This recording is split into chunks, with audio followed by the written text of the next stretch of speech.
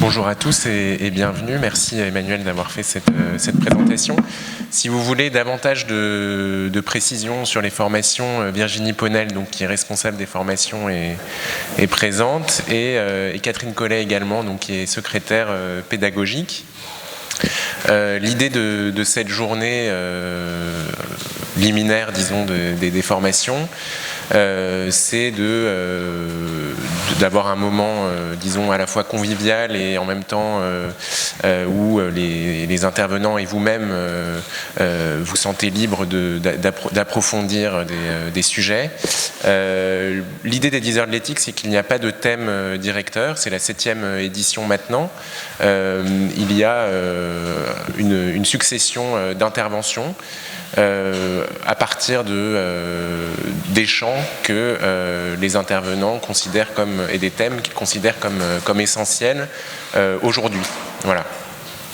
Je voulais juste vous indiquer peut-être un petit changement dans le programme. Donc ce matin, Marie-Frédérique Baquet ne devrait pas intervenir et par conséquent nous allons remonter les interventions après celle de Fabrice Xil. Donc nous aurons sans doute Roland Gori à 10h15. Voilà. Je voulais aussi vous signaler que cette journée est filmée donc par Erwan Floch, qu'on remercie beaucoup d'être là, et que donc vous pourrez la diffuser et la regarder à satiété après cette journée. Voilà. Alors, je vais maintenant donner la parole à Fabrice Xil, que j'invite à venir ici. Fabrice travaille avec nous à l'Espace Éthique depuis 1 an. Il est responsable des réseaux à l'Espace Éthique et il assure un certain nombre de formations. Vous allez le voir au sein du master et des DU que nous avons. Il a un parcours qui est très marqué depuis son doctorat par la maladie d'Alzheimer, à laquelle il a consacré sa thèse, une histoire de la maladie d'Alzheimer. Puis il a ensuite travaillé à la Fondation Médéric Alzheimer comme responsable des études ou de la recherche. De ces années de réflexion sur Alzheimer, il a acquis une réflexion très approfondie sur la notion d'autonomie. Et nous allons donc l'écouter sur ce thème. Je voudrais ce matin réfléchir avec vous à la place de ce qu'on appelle l'autonomie, de la préoccupation pour l'autonomie dans les métiers qui sont, pour beaucoup d'entre vous, les vôtres, dans ce qu'on appelle les métiers du soin et de l'accompagnement. Je montrerai dans un premier temps que l'autonomie paraît au premier abord jouer une place réelle, mais finalement assez marginale dans ces métiers du soin et de l'accompagnement. Et puis après, dans un second temps, je vous proposerai de repenser un peu cette notion, de l'analyser un peu plus finement, et je défendrai qu'on pourrait au contraire défendre que l'autonomie a ou devrait avoir une place centrale, peut-être pas exclusive, certainement pas exclusive, mais importante, centrale, dans ce qu'on appelle les métiers du soin et de l'accompagnement. Alors pourquoi est-ce que je dis que c'est une notion présente mais relativement marginale à certains égards ? Pour 3 raisons. D'abord, la préoccupation pour l'autonomie des personnes soignées ou accompagnées, elle est ou elle devrait être une préoccupation pour tous les professionnels du soin ou de l'accompagnement.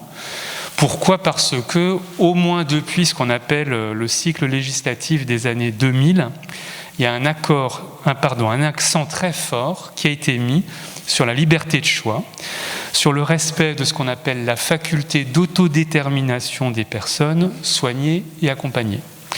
Vous pouvez penser à la loi du 2 janvier 2002 dans le médico-social, à la loi du 4 mars 2002 dans le sanitaire, aux 2 lois de 2005, 11 février, 22 avril sur le handicap et sur la fin de vie, à la loi du 5 mars 2007 réformant la protection juridique des majeurs.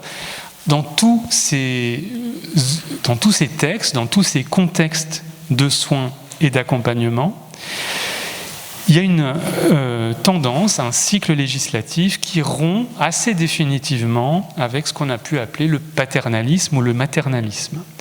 C'est-à-dire qu'on ne considère plus depuis à peu près 20 ans qu'il faille seulement agir dans ce qu'on pense être l'intérêt bien compris de la personne pour que le soin ou l'accompagnement soit respectueux et soit, entre guillemets, éthique. On insiste, outre la recherche du meilleur intérêt de la personne dont on prend soin ou qu'on accompagne, on insiste de plus en plus sur la nécessité de rechercher son consentement, son assentiment, son adhésion, ce qui suppose préalablement de l'informer de manière transparente, loyale, adaptée sur sa situation, par exemple son état de santé, et sur les options qui sont devant elle. Il s'agit d'une évolution assez majeure, comme vous le savez, dans la relation médecin-malade ou soignant-soigné, ou plus généralement dans la relation de soins ou d'accompagnement elle-même. Agir dans ce qu'on pense être l'intérêt de la personne ne suffit plus pour garantir l'éthicité ou le caractère éthique du soin ou de l'accompagnement. Pour qu'un soin ou un accompagnement soit considéré comme respectueux ou éthique, on demande aux pourvoyeurs de soins et d'accompagnement de rechercher préalablement l'adhésion de la personne.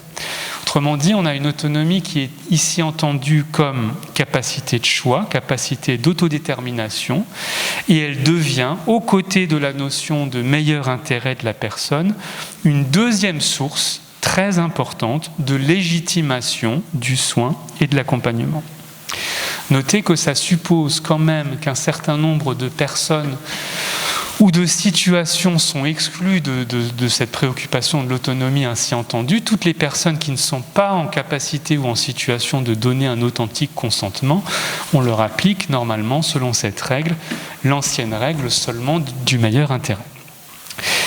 La préoccupation pour l'autonomie, elle est aussi perceptible autrement, d'une façon très différente, dans un domaine particulier du soin et de l'accompagnement, celui qu'on appelle le domaine du grand âge et du handicap. Depuis quelques années, aussi bien dans les politiques publiques que dans la façon dont les métiers ont de se nommer, l'idée qu'il y a des politiques de l'autonomie et des métiers de l'autonomie est de plus en plus présente. Les politiques de l'autonomie, vous les voyez notamment dans les conseils départementaux, qui regroupent ce qu'on appelait avant les maisons départementales pour les personnes handicapées et les services départementaux pour le grand âge. Autrement dit, sous cette catégorie de politique de l'autonomie, on regroupe depuis quelques années, c'est assez récent, je dirais 5 à 10 ans selon les endroits, une politique de l'autonomie ou un service de l'autonomie ou une direction de l'autonomie, ça s'occupe en général des personnes âgées et des personnes handicapées. Et ce regroupement des deux populations et des deux catégories de problèmes est assez récente. De la même façon, vous pouvez penser à ce qu'on appelle les métiers de l'autonomie, du grand âge et du handicap, ou à la Caisse nationale de solidarité pour l'autonomie, la CNSA, créée en 2004, qui elle aussi, à la fois une caisse et une agence, s'occupe conjointement du champ du handicap et de celui du grand âge. Vous sentez bien que l'autonomie dont on parle ici, par exemple dans Caisse nationale de solidarité pour l'autonomie, quand on parle des personnes âgées, des personnes handicapées, ce n'est pas le même sens que l'autonomie dont je parlais il y a un instant, dans la loi du 4 mars 2002 par exemple. L'autonomie dont on parle ici, c'est une autonomie que je vous propose d'appeler fonctionnelle, alors que l'autonomie dont je parlais tout à l'heure, c'était l'autonomie morale. Cette autonomie fonctionnelle dans le sens où il s'agit du fonctionnement, au sens où la classification internationale du fonctionnement le définit, c'est-à-dire, pour aller très vite, la capacité d'un individu à accomplir seul, sans aide particulière, les tâches de la vie quotidienne, ce que les spécialistes appellent les activités élémentaires de la vie quotidienne ou les activités instrumentales de la vie quotidienne. Alors, c'est des choses assez simples. Les activités élémentaires de la vie quotidienne, c'est toilette, habillage, alimentation, continence, déplacement, transfert. Les activités instrumentales de la vie quotidienne, c'est communication, utilisation du téléphone par exemple, transport, entretien du domicile, préparation des repas et le fait de pouvoir savoir faire ses courses. Donc vous voyez que ce sont des choses très élémentaires, mais on parle ici d'une autonomie fonctionnelle qui est distincte de ce que je définissais à l'instant comme autonomie morale, comme capacité d'autodétermination. Troisième sens dans lequel la notion d'autonomie, la préoccupation pour l'autonomie est ou devrait être présente dans le champ du soin et de l'accompagnement, ce n'est plus l'autonomie de la personne singulière, mais de ces personnes en tant que groupe, en tant que collectif. Et vous savez que dans le cycle législatif dont j'ai parlé au début des années 2000, notamment dans la loi du 4 mars 2002 en santé, il y a une reconnaissance d'un droit au choix des patients, mais il y a aussi une reconnaissance collective de droits collectifs reconnus à ceux qu'on a appelés les usagers ou les malades, et notamment aux associations de malades et de familles à qui on reconnaît un rôle dans l'organisation et la gestion du système de santé. Autrement dit, ce n'est pas là l'autonomie morale dont je parlais tout à l'heure. Je vous propose ni l'autonomie fonctionnelle, je vous propose d'appeler ça une autonomie civile, qui veut dire que les personnes soignées ou accompagnées se voient collectivement reconnaître des droits, et notamment le droit de participer à l'élaboration et à la mise en œuvre de la politique de santé. Ça vient notamment des années SIDA et du rôle très important qu'ont joué les associations de malades du SIDA dans les années 90 et 2000. Vous pouvez penser actuellement en France à la Conférence nationale de santé, au niveau régional, aux conférences régionales de la santé et de l'autonomie, créées par la loi HPST en 2009. Vous pouvez penser aussi à un niveau très local, au Conseil de la vie sociale, qui existe dans les établissements sociaux et médico-sociaux, notamment dans les EHPAD. On a donné des droits aux patients, aux malades, aux résidents et à leurs familles pour participer à l'organisation du soin ou de l'accompagnement.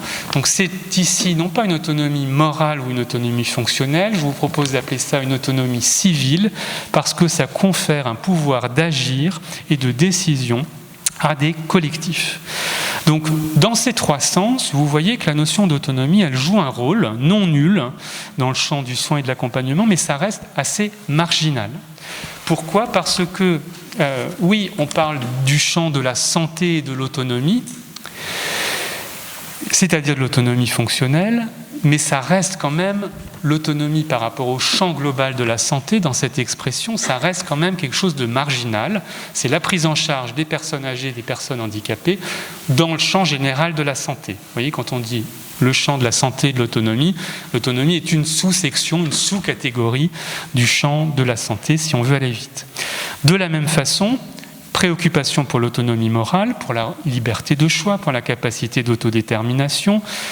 On reconnaît aux patients, aux résidents, aux personnes accompagnées un droit à refuser des traitements ou des aides. Mais malgré tout, je vous l'ai dit, ça ne concerne pas tout le monde et c'est simplement une dimension, un des éléments de légitimation d'un accompagnement.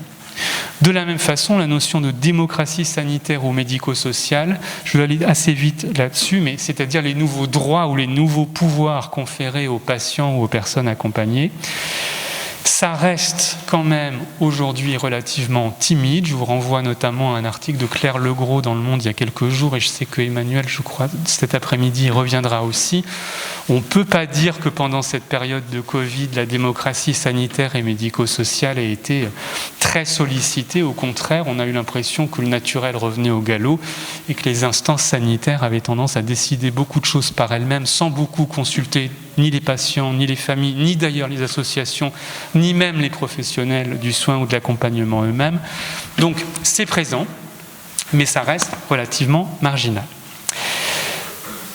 Dans le deuxième temps de mon exposé, je voudrais maintenant que j'ai opéré cette distinction entre trois formes, ou trois sens, ou trois dimensions de l'autonomie, fonctionnelle, morale, civile, approfondir ce que j'entends par là et essayer de voir si la façon dont on les a conçus et dont je vous les ai moi-même présentés jusqu'à présent est entièrement satisfaisante. Et je vais essayer de vous montrer que les trois définitions préalables inaugurales que je vous ai données, elles sont probablement trop réductrices et trop restrictives pour penser le soin et l'accompagnement. J'ai dit en premier lieu que les métiers de l'autonomie les métiers du grand âge et du handicap, se préoccupent de l'autonomie fonctionnelle des personnes âgées et des personnes handicapées, c'est-à-dire comme le fait de pouvoir réaliser seul, sans aide, les activités élémentaires et instrumentales de la vie quotidienne. Il me semble que cette définition de l'autonomie fonctionnelle est trop restrictive, au moins pour deux raisons. La première, c'est qu'elle se centre sur une forme d'autosuffisance. Vous voyez que autonomie fonctionnelle ici, c'est quasiment synonyme d'indépendance fonctionnelle, arriver à réaliser seul, sans aide, un certain nombre d'activités. Et ça se centre sur des activités très basiques, très élémentaires de la vie quotidienne. Je vous les ai données, je vous les rappelle. Toilette, habillage, alimentation, déplacement, transfert, communication, transport, entretien du domicile, repas et le fait de faire ses courses. Vous voyez qu'on est sur des choses très élémentaires, comme si le fonctionnel se réduisait à du physique, alors que je pense qu'il faut avoir une vision beaucoup plus large de ce que c'est que l'autonomie fonctionnelle, incluant des capacités psychiques, incluant le fait d'être en capacité de prendre soin de soi et des autres, capacité de prendre soin de soi et des autres. Pour comprendre ce que c'est vraiment que l'autonomie fonctionnelle, il vaut mieux abandonner cette notion d'indépendance fonctionnelle pour les tâches de la vie quotidienne et s'intéresser à un texte que je vous invite à lire au moins une fois cette année parce qu'il est vraiment fondateur. C'est la classification internationale du fonctionnement, du handicap et de la santé. On abrège en général par CIF, CIF, qui a été produite par l'OMS en 2001. Cette classification, elle distingue des déficiences, des limitations fonctionnelles. Par exemple, j'ai les troubles de la myopie, qui peut entraîner des incapacités. Si ma myopie n'était pas corrigée, je ne pourrais pas lire mon petit papier et je devrais me débrouiller autrement pour vous parler. Et ça peut occasionner, donc, ces déficiences qui peuvent occasionner des incapacités, elles peuvent donner lieu à des restrictions de participation sociale. Typiquement, si vous avez des troubles de la mobilité, que ces troubles de la mobilité vous empêchent de prendre les transports en commun et vous empêchent d'aller travailler, vous voyez que votre déficience physique, elle a pour conséquence une restriction d'activité, déplacement, et une restriction de participation sociale sur le rôle que vous pouvez jouer concrètement dans la société. Ce qui est important, c'est que dans cette conception, la restriction d'activité ou la limitation de participation sociale, ne pas pouvoir prendre les transports en commun ou ne pas pouvoir aller travailler quand on a un handicap moteur important, ce n'est pas seulement le résultat, la conséquence de caractéristiques de l'individu, de ses déficiences, c'est le résultat de la rencontre entre des caractéristiques individuelles, celles de la personne, et d'un environnement qui peut être plus ou moins adapté. Si l'environnement est adapté, s'il y a des ascenseurs, si la hauteur des trottoirs est adaptée, s'il y a des ascenseurs pour descendre dans le métro ou pour monter dans le bus et qu'on peut se déplacer et des rampes d'accès au bâtiment, à ce moment-là, la personne, malgré ses déficiences, peut avoir une autonomie fonctionnelle qui n'est pas altérée. En d'autres termes, on peut atteindre un certain type de fonctionnement, par exemple, venir participer à une conférence avec une aide humaine, technique, environnementale appropriée. Ça veut dire que l'autosuffisance n'est nullement un critère central de l'autonomie fonctionnelle. C'est beaucoup plus qu'une indépendance fonctionnelle, c'est l'aptitude à vivre dans un environnement en faisant face aux exigences du milieu, en s'y adaptant. Il y a probablement l'idée d'homéostasie derrière, d'adaptation à un environnement changeant.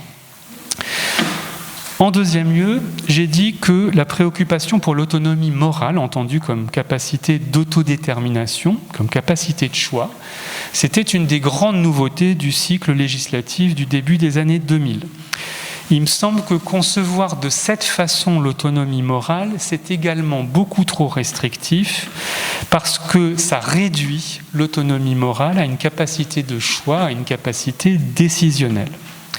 Or, la capacité décisionnelle, elle n'implique pas nécessairement de posséder une autonomie morale. Par exemple, quand vous choisissez une voiture, quand vous choisissez une chemise le matin en vous habillant, quand vous choisissez un paquet de pâtes au supermarché, vous prenez une décision. Cette capacité décisionnelle, elle ressort au moins autant de votre autonomie fonctionnelle. Vous savez prendre des décisions dans votre environnement compte tenu de vos moyens financiers pour ne pas être à découvert le 5 ou le 10 du mois et pouvoir pourvoir à vos intérêts pendant tout le mois, ça n'implique pas nécessairement quelque chose comme une autonomie morale. Pour comprendre ce que c'est véritablement que l'autonomie morale, au-delà du simple fait de savoir faire des choix, il faut se demander ce qu'il faut pour être capable d'autonomie morale. Or, ce qu'il faut pour cela, c'est, comme l'ont montré de nombreux auteurs que je ne rappellerai pas ici, mais on pourra détailler au cours de l'année, ça suppose d'avoir une identité pratique, d'avoir non seulement des désirs, des intérêts immédiats, c'est-à-dire des choses qui me causent immédiatement du plaisir et du déplaisir, du confort ou de l'inconfort. Donc j'ai une autonomie morale si j'ai non seulement ça, des intérêts immédiats, des choses qui me causent immédiatement du plaisir et du déplaisir, mais aussi si j'ai des valeurs, des choses auxquelles je suis attaché, des choses qui m'importent, ce que certains philosophes ont appelé des intérêts critiques, c'est-à-dire des choses auxquelles je considère que j'ai raison d'attacher de la valeur, des choses qui sont importantes pour mon estime de moi-même. Autrement dit, je suis capable d'autonomie morale si j'ai non seulement des choses qui me causent du plaisir et du déplaisir, mais aussi probablement s'il y a des choses qui me causent de la joie et de la tristesse. Autrement dit, qui ont un impact sur mon estime de moi-même. Bref, avoir une autonomie morale, c'est beaucoup plus que être capable de prendre des décisions, c'est être source d'une certaine forme de normativité. Et ça peut très bien consister à poser les bases de décisions qui seront ultimement prises par d'autres. J'y reviendrai dans un instant. En troisième lieu, j'ai dit que l'émergence d'une démocratie sanitaire ou médico-sociale, ça pouvait être décrit comme l'émergence, dans le champ de l'autonomie, d'une préoccupation pour ce que j'ai appelé l'autonomie civile, pour un pouvoir collectif d'agir et de décider des personnes soignées et accompagnées, sous la forme de la démocratie sanitaire et médico-sociale, sous la forme d'un renforcement du rôle des usagers dans l'organisation et la gestion du système de santé. Là encore, il me semble que ça repose, cette définition-là, probablement sur une conception trop restrictive de ce que c'est que l'autonomie civile. L'autonomie civile, ce n'est pas, à mon avis, seulement le fait pour les usagers de pouvoir participer collectivement aux décisions, ça suppose pas seulement des collectifs, ça suppose aussi des individus. Et je pense qu'au-delà du droit formel ou de la liberté abstraite à participer aux décisions, ça relève beaucoup plus du fait de jouer un rôle concret, d'avoir un pouvoir d'agir réel sur les décisions. Donc ce ne sont pas d'abord des droits abstraits, ce n'est pas une démocratie sanitaire proclamée, ça doit être une démocratie sanitaire ou médico-sociale réelle, où ce que l'on dit a réellement un rôle, et pas seulement une liberté abstraite ou un droit formel.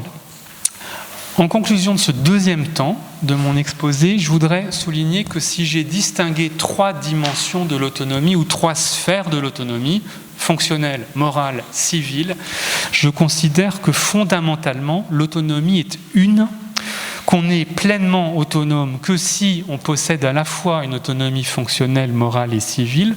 Autrement dit, que ce sont des dimensions ou des sphères de l'autonomie qu'il faut les distinguer. Il faut bien voir qu'on ne parle pas tout à fait de la même chose dans les 3 cas, sans pour autant les séparer et sans les concevoir de manière distincte. Ce sont 3 dimensions, 3 aspects d'une même réalité. Dans ma dernière partie, je voudrais tirer les conséquences des analyses que je viens de poser pour le soin et pour l'accompagnement. Si on conçoit l'autonomie comme je vous le propose, si on ne la réduit pas, si on ne réduit pas l'autonomie fonctionnelle à une indépendance fonctionnelle dans la vie quotidienne, si on ne réduit pas l'autonomie morale à une capacité de décision, si on ne réduit pas l'autonomie civile à la possession de droits formels ou de libertés abstraites, quelles conséquences pour le soin et pour le soin et l'accompagnement, quelles conséquences pour le rapport entre prendre soin et se préoccuper de l'autonomie? Autrement dit, quelle place, quel rôle pour l'autonomie dans le soin, quelle place, quel rôle pour la préoccupation pour l'autonomie dans l'éthique du soin et de l'accompagnement.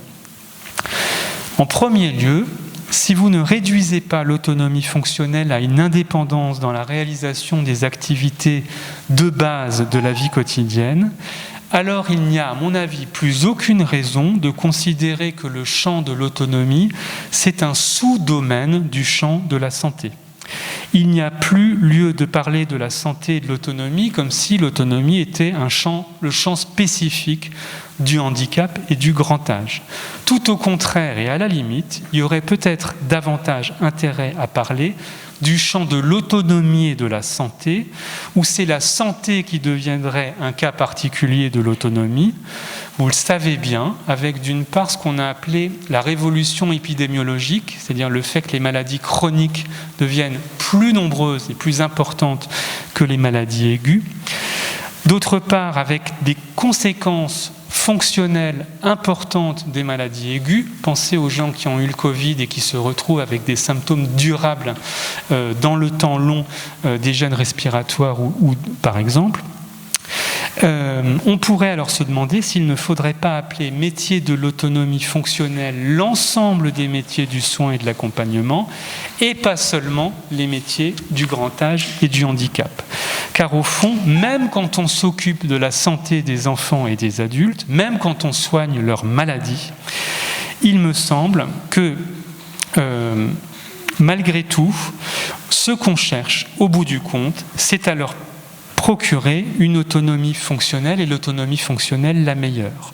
Par-delà la seule préoccupation de la santé ou de l'absence de maladie, l'autonomie fonctionnelle pourrait devenir la visée commune de l'ensemble des métiers du soin et de l'accompagnement. Ça ne veut pas dire, me faites pas dire ce que j'ai pas dit, que ça deviendrait l'objectif ou la visée unique et ultime. On sait très bien qu'il y a d'autres visées du soin et de l'accompagnement, notamment ce qu'on appelle le bien-être, le confort de vie, la qualité de vie. Et tous ceux, par exemple, qui sont en soins palliatifs savent très bien que là, c'est pas l'autonomie fonctionnelle qui est centrale là, mais c'est réduire la douleur, réduire la souffrance, réduire l'anxiété, que la question de la qualité de la vie est au moins aussi importante à ce moment-là que l'autonomie. Mais avec les deux termes, qualité de la vie et autonomie fonctionnelle, on aurait deux visées centrales du soin et de l'accompagnement de l'ensemble des métiers de la santé. En second lieu, si vous réduisez plus l'autonomie morale à la capacité de décision, si vous analysez l'autonomie morale comme le fait d'avoir une identité pratique, d'avoir des valeurs, des choses qui vous tiennent à cœur, et non pas simplement des choses qui vous causent immédiatement du plaisir ou du déplaisir, si vous définissez l'autonomie morale comme le fait d'être une source de normativité, alors la préoccupation pour l'autonomie morale, ce n'est plus seulement rechercher le consentement des personnes qui sont capables de le donner, de personnes qui ont le discernement nécessaire. Cette préoccupation pour l'autonomie morale, elle vaut y compris vis-à-vis de personnes qui ne sont plus en capacité ou en situation de donner un authentique consentement. Ça veut dire par exemple que quand vous prenez soin de très jeunes enfants ou quand vous prenez soin de personnes âgées avec des troubles cognitifs de type Alzheimer, peut-être que ces personnes, ces enfants et ces très âgés avec des troubles neurocognitifs n'ont pas encore ou plus les capacités de discernement pour donner un authentique consentement. Ça ne veut pas dire que la préoccupation pour leur autonomie morale, pour leur normativité propre, pour leurs valeurs, ne soit plus valide et qu'il ne soit plus nécessaire d'essayer de la rechercher. Et même, on pourrait dire que l'objectif n'est plus simplement ici de respecter l'autonomie morale, mais probablement de la promouvoir, non pas au sens où il faudrait rendre libre ou moralement autonome la personne qu'on soigne ou qu'on accompagne, mais au sens où peut-être que ça fait partie des métiers du soin et de l'accompagnement, d'accompagner le cheminement qui consiste pour la personne qu'on soigne ou qu'on accompagne, le cheminement qui consiste à clarifier ses valeurs. La préoccupation pour l'autonomie morale, c'est pas d'abord ici l'obtention formelle d'un consentement, oral ou écrit. C'est d'abord la recherche par tous les moyens de l'expression de la personne. C'est d'abord le dialogue avec elle pour faire progressivement émerger une volonté, un souhait, des préférences, des attachements, des valeurs. Essayer de comprendre ce à quoi elle attache de la valeur. Et plus que de lui faire signer un consentement, ça suppose bien souvent d'abord un dialogue, ça suppose aussi souvent avec des personnes en souffrance, une observation peut-être pleine de sollicitude et d'attention, peut-être une observation presque amicale pour essayer de comprendre ce qui rend cette personne heureuse ou malheureuse, ce qui lui procure non seulement du plaisir et du déplaisir, mais aussi de la joie et de la tristesse. En troisième lieu, si l'autonomie civile maintenant ne se réduit pas à posséder des droits formels ou des libertés abstraites, si elle consiste à exercer des droits réels et des libertés concrètes, alors ça signifie probablement qu'il faut réinscrire les activités de soins et d'accompagnement et les valeurs du soin dans un système de valeurs plus large. Emmanuel Hirsch et toute l'équipe de l'Espace Éthique le défend depuis de nombreuses années, dans les valeurs de la démocratie, dans les valeurs de la République, et notamment dans ce triptyque liberté, égalité, fraternité. Je vous en donne deux exemples concrets pour que cette idée ne reste pas un peu trop générale. Ça signifie, premièrement, c'est quoi les droits concrets ou les libertés concrètes qu'on peut donner à des personnes qui reçoivent un soin ou un accompagnement. Prenez le cas que je connais un petit peu, Paul Loup a eu de la gentillesse de le rappeler, le cas des syndromes démentiels de type Alzheimer ou autres, de ce qu'on appelle les maladies neuroévolutives. Ici, un droit abstrait, ce n'est pas d'abord dire que la personne a droit à participer à la façon dont les décisions et le système de santé est organisé. Bien sûr que c'est important, et nous-mêmes on l'a beaucoup défendu, qu'il y ait des personnes malades qui siègent au moment où on définit un plan Alzheimer ou un plan maladie neuroévolutive. Mais beaucoup plus concrètement, parce qu'il n'y en aura toujours que quelques-uns qui vont siéger dans ces commissions, dans ces travaux, ça suppose que chaque personne ayant des troubles cognitifs reçoive l'ensemble des soins et de l'accompagnement qui lui permettra d'avoir l'autonomie fonctionnelle la meilleure, conformément à ses valeurs, autonomie morale.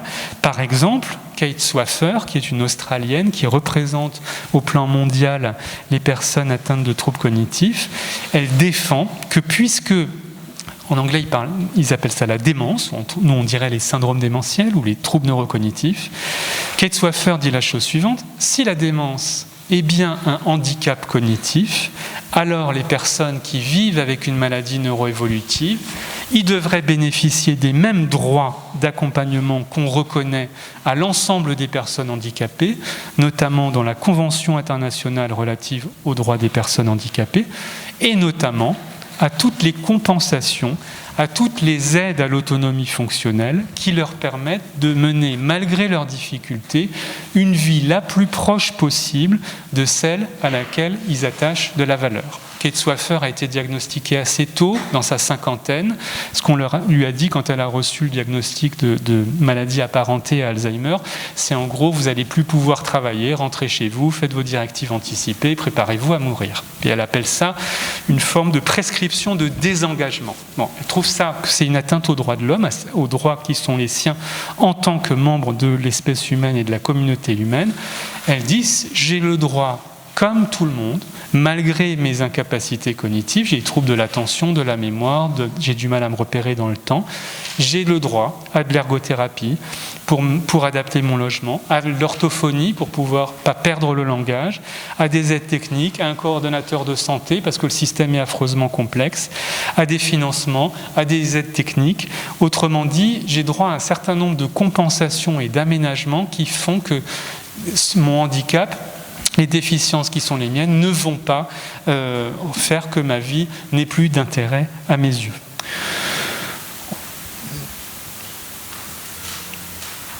Autrement dit, et je vais finir là-dessus, j'avais un autre exemple, mais je préfère qu'on ait du temps comme convenu pour la discussion. Je pense qu'on peut faire jouer à l'idée d'autonomie, si on la conçoit correctement, un rôle important dans le soin et de l'accompagnement et dans l'éthique du soin.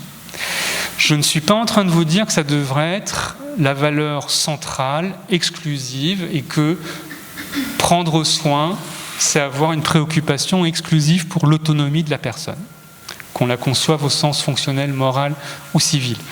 Mais je pense malgré tout que si on essaye d'expliciter ce que l'on vit, ce que l'on recherche dans le soin et l'accompagnement, c'est quand même fondamentalement, en partie, c'est une préoccupation pour l'autonomie de la personne, conçue des trois façons que je vous ai décrites. C'est très important de ne pas les séparer, ces trois sens, parce que si vous considérez, imaginons que vous êtes kiné, et vous considérez que la finalité du soin, c'est simplement l'autonomie fonctionnelle, redonner à la personne l'usage de sa hanche, l'usage de son bras, et que c'est simplement du purement fonctionnel votre tâche de soin, vous ratez une dimension du soin qui est de tenir compte de ce qui importe pour la personne. Pourquoi est-ce qu'elle veut de la rééducation? Quelles sont les activités qui lui tiennent à cœur? Est-ce que, vous voyez, donc dans quel sens elle donne à cette visée-là? Donc, si vous les séparez, et notamment si vous traitez l'autonomie fonctionnelle à part, si votre but c'est simplement de retaper les gens par rapport à une norme idéale de fonctionnement, vous ratez probablement le sens du soin. Donc on peut donner à l'autonomie ce rôle central à condition de la concevoir de manière riche dans toutes ses dimensions et en ne réduisant pas l'autonomie, notamment à l'autonomie fonctionnelle. Donc, si on réduit l'autonomie à une seule de ces dimensions, ou si on réduit l'autonomie morale à la capacité de décision, ou l'autonomie civile à la possession de droits formels, ou si on fait de l'autonomie l'alpha et l'oméga de l'éthique du soin et de l'accompagnement, alors il y a un risque de passer à côté des enjeux du soin et de l'accompagnement, et de faire de l'autonomie une norme aliénante beaucoup plus qu'une valeur et une visée digne de nos efforts. Mais si vous prenez en compte ces trois dimensions, si vous prenez garde de ne pas réduire la signification de chacune de ces dimensions, si vous ne fétichisez pas l'autonomie, alors vous apercevez qu'elle pourrait être une clé pour concevoir ce que c'est que le soin et pour essayer de construire votre éthique du soin et de l'accompagnement. Je vous remercie. Merci beaucoup Fabrice pour cette intervention sur l'autonomie. Alors, si vous avez des questions, on vous demandera de parler fort parce qu'on ne va pas faire circuler de micro aujourd'hui. Donc voilà, je laisse la parole à qui veut bien se lancer. Oui. Alors, est-ce que j'ai dit que l'autonomie est réduite au champ du handicap et de la personne âgée? Non. J'ai dit qu'il y a une préoccupation universelle pour l'autonomie en son sens moral, au sens où les lois de recherche du consentement, de la volonté, droit de refus s'appliquent absolument à tout le monde. Et de la même façon qu'il y avait une universalité des droits reconnus au collectif de malades, de patients, d'usagers, etc., que ce soit au niveau national, régional ou très local. Là où j'ai dit que autonomie était synonyme de handicap et de grand âge, ce n'est pas une thèse que je défends, c'est simplement un constat que vous pouvez tous et toutes faire.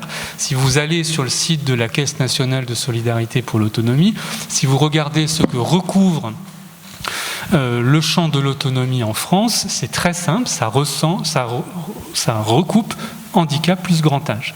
L'endroit où on le voit le mieux, parce qu'ils ont en charge ces deux politiques, c'est dans les conseils départementaux, où vous avez des directeurs de l'autonomie. C'est récent, hein, c'est moins de 10 ans. Les directeurs de l'autonomie, sous-entendu fonctionnels, ce sont des personnes qui gèrent les services grand âge et handicap.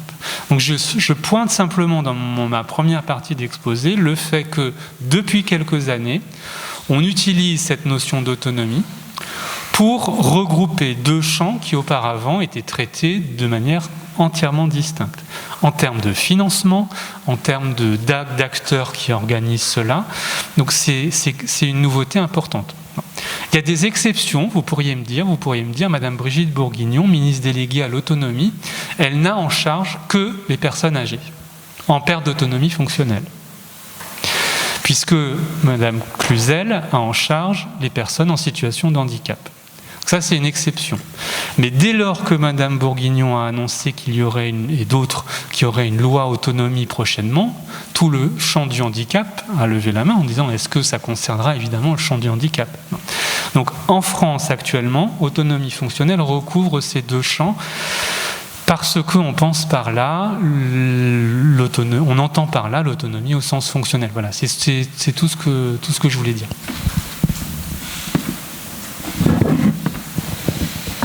Est-ce qu'on a une autre question ? Oui.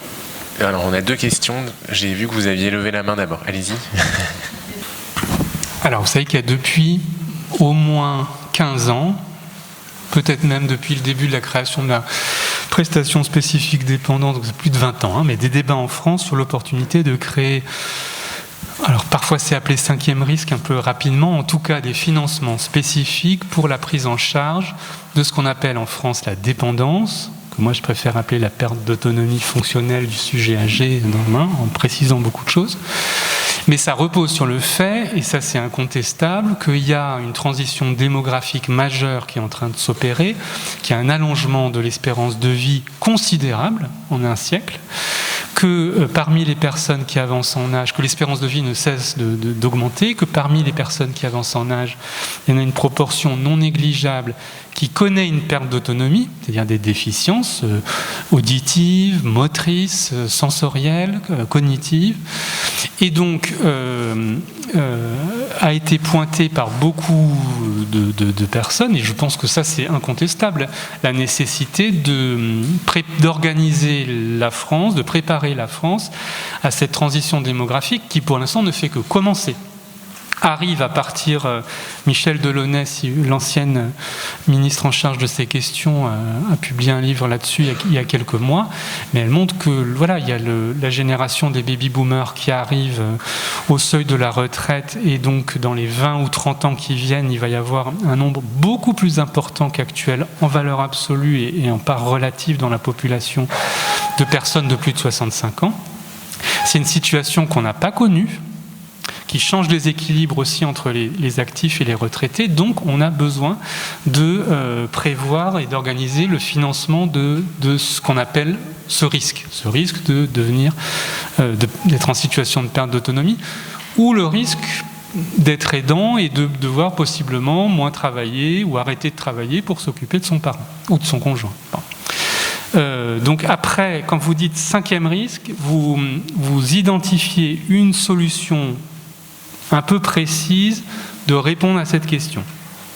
Alors, c'est de créer une nouvelle branche de la sécurité sociale, sous-entendue avec une cotisation de l'ensemble de la population, etc., etc.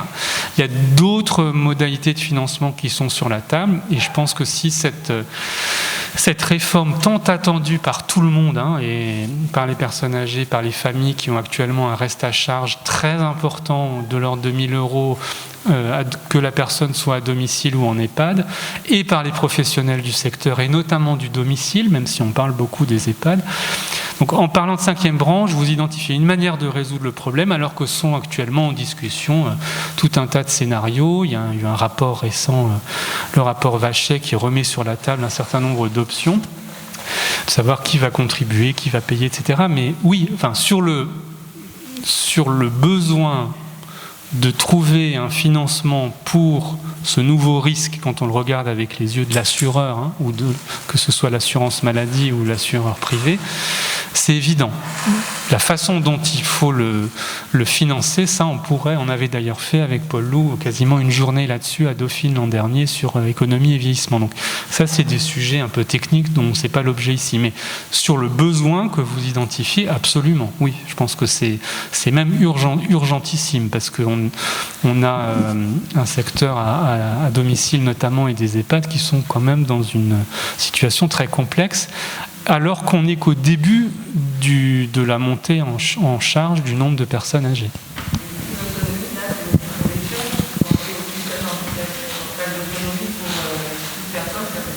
Eh bien ça c'est un débat. Est-ce que ce sera une loi d'autonomie globale pour englober? Est-ce que les pouvoirs publics vont considérer que dans le champ du handicap, il y a déjà des financements qui sont relativement efficaces? Les gens dans le champ du handicap vont dire non, il faut réformer aussi. Le fait est que dans le champ du grand âge, il y a quand même beaucoup moins de financement pour les personnes que dans le champ du handicap, je trouve, parce qu'on compense le fait que les personnes ne puissent pas travailler dans le champ du handicap, mais entre l'allocation handicapée et l'allocation pour l'autonomie, il y a quand même une différence importante. Voilà. Donc ça aussi, c'est quelque chose qu'il faudrait débattre.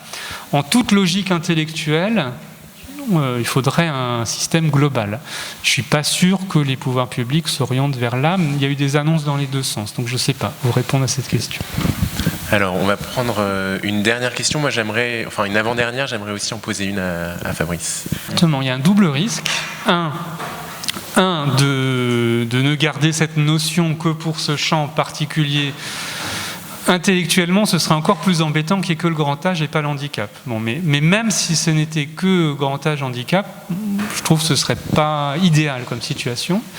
Et deuxièmement, le risque, c'est que on ne conçoive les politiques dans ce champ grand âge handicap uniquement comme visant l'autonomie fonctionnelle.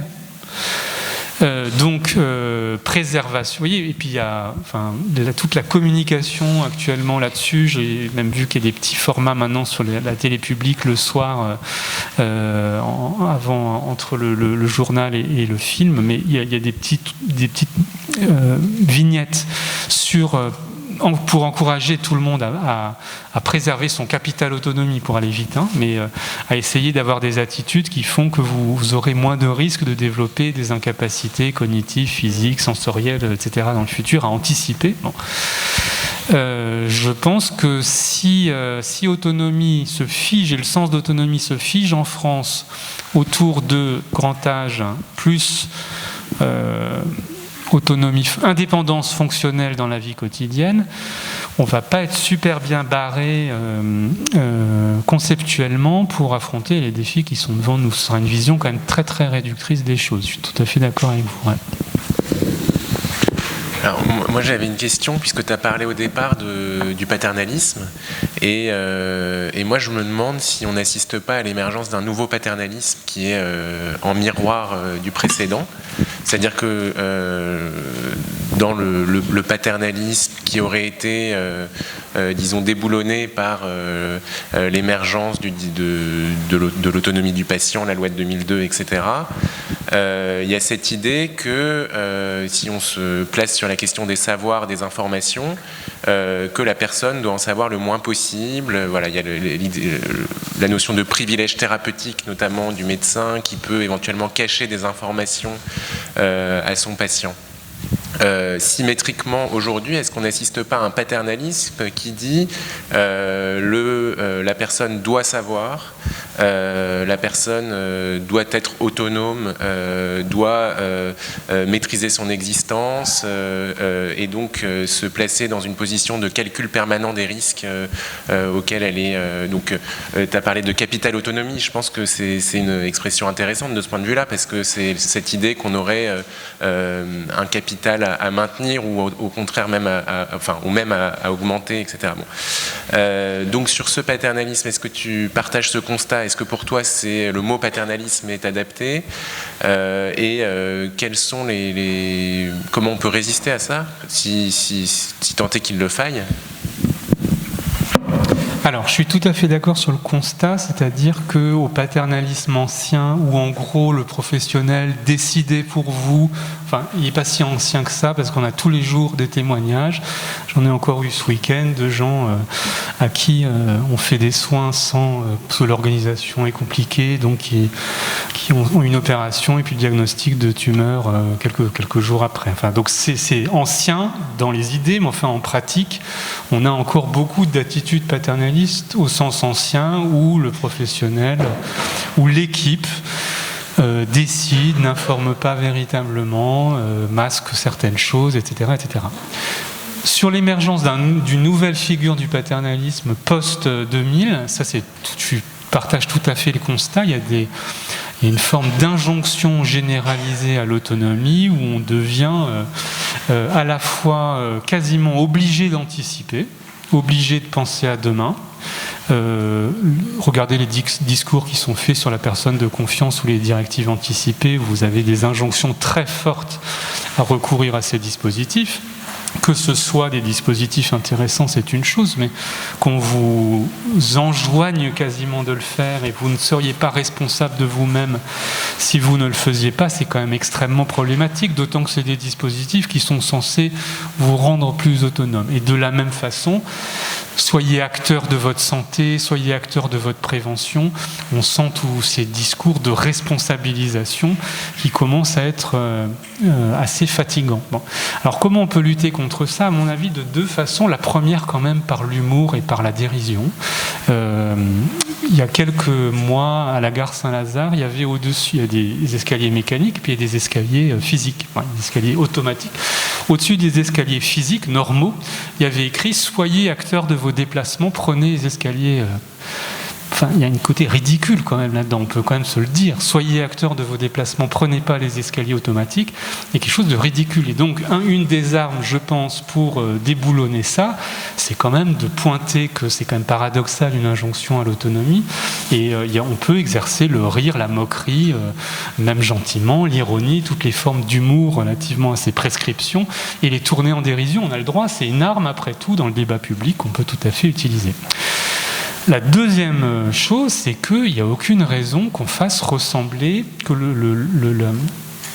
moi j'ai une préoccupation pour l'autonomie chevillée au corps, mais je ne crois pas que ce soit une préoccupation pour la norme et pour la normalisation des individus. Je ne crois pas que ça veuille dire que chacun doive désormais se préoccuper de sa santé de la même façon, que chacun doive avoir le même projet de vie, que chacun doive avoir les mêmes valeurs, que chacun accorde la même valeur à sa santé, par exemple, ou à certains aspects de sa santé. Je crois que la culpabilisation permanente de tout un chacun, là, elle commence à être vraiment problématique. Et donc, pour moi, l'antidote, c'est quand même avoir une conception large de l'autonomie qui inclut non seulement la dimension fonctionnelle, mais aussi morale et civile, et de ne pas réduire l'autonomie morale à une capacité de choix. C'est beaucoup plus que ça. Et du coup, ça laisse de la place à des expressions de l'autonomie très différentes.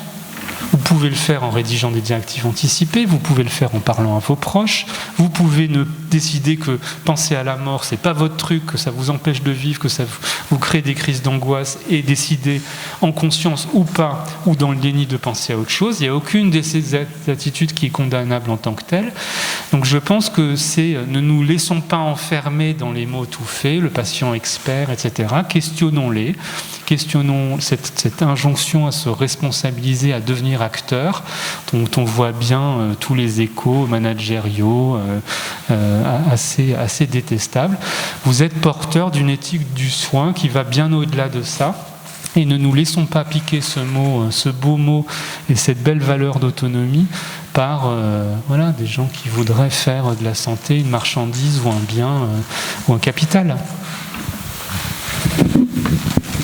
Je te remercie beaucoup, Fabrice, pour cette intervention. C'était encore une fois, parce que je t'avais déjà entendu sur ce sujet, et certains t'ont déjà entendu aussi, mais j'ai encore appris des nuances. Merci beaucoup. Merci à vous.